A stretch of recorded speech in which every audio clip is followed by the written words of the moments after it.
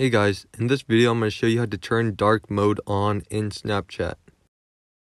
You might sometimes get blinded by the white light on Snapchat because they make it hard to find out how to turn on your dark mode. So I'll show you how to turn it on in this video. First things first, go to Snapchat. Once you're here, click on your profile picture on the top left corner. Once you do that, click on the settings option in the top right corner. And here you want to scroll down until you see app appearance.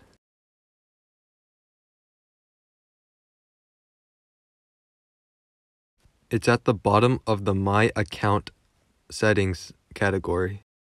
Click on that, and then you have the option to change it to always light, always dark, or match system.